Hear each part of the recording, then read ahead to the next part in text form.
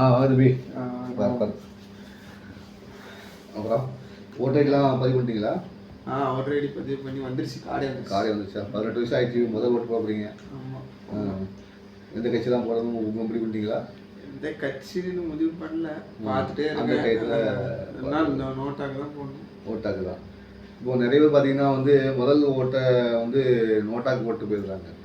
இப்போ நோட்டாக்கு போடுறதுனால வந்து எந்த ஒரு யூஸும் யாருக்குமே இல்லை. இப்போ என்ன பர்பஸ்க்காண்டி நோட்டாக்கு போடுவாங்க நினைக்கிறீங்க? எந்த கட்சியுமே அவங்களுக்கு பிடிக்கல அப்படின்னு சொன்னால், எந்த கட்சியும் பிடிக்கலைன்னா நீங்கள் நோட்டாக்கு போடுறீங்க, சரியா? இப்போ எந்த கட்சியும் பிடிக்கல அப்படின்னு நீங்கள் முடிவு பண்ணுறீங்க. ஒரு தொகுதியில் வந்து எல்லா கட்சியும் நிற்கும். அதிமுக நிற்கும், திமுக நிற்கும், காங்கிரஸ் நிற்கும், பாமக நிற்கும், தேசிய கட்சிகள் பாஜக நிற்கும், எல்லா கட்சிகளும் நிற்கும். இது போக சுயேட்சை வேட்பாளர்களும் வந்து நிற்பாங்க இல்லையா? இப்போ இதில் வந்து உங்களுக்கு எந்த கட்சியும் பிடிக்கலன்னு எப்படி எந்த முடிவுக்கு எதை வச்சு ஜட்ஜ்மெண்ட் பண்ணுறீங்க நீங்கள்?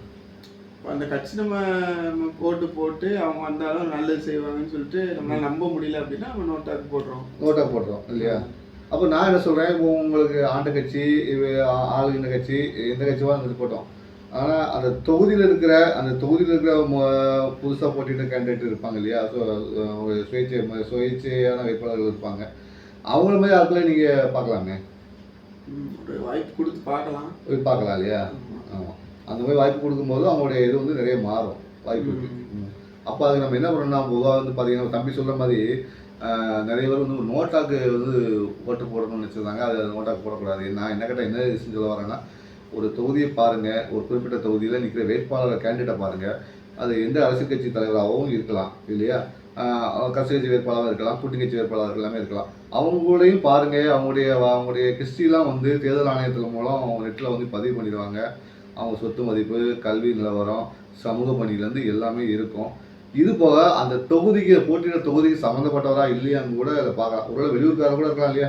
வெளியூர்காரங்க வந்து சேவ் பண்ணுவாங்கன்னு நமக்கு தெரியாது. கட்சி அறிவிக்குது, கட்சிக்காரங்க ஓட்டு போடுவாங்க, எல்லாமே ஓட்டு போடுவாங்க. ஆனால் வெளியூர்காரங்களுக்கான மக்கள் நம்புவாங்கன்னு சொல்ல முடியாது, சரியா? ஒரு ஓட்டு தீர்மானிக்குமாங்கிறது நமக்கு சொல்ல முடியாது. ஆனால் ஒரு சில ஓட்டுகள்லையும் நிறைய வெற்றி வாய்ப்புகள் இருக்குது இல்லையா? ஒரு சில கட்சிகள் 5 ஓட்டு 10 ஓட்டு ஜெயிச்சிருக்காங்க. இந்த மாதிரி கூட வரும். என்ன காரணம் பார்த்தீங்கன்னா வந்து இதுதான். இப்போ நம்ம சொல்லக்கூடிய விஷயம் என்னென்னா, உங்கள் தொகுதியில் வந்து நிற்கிற கேண்டிடேட் யாருன்னு பாருங்கள்.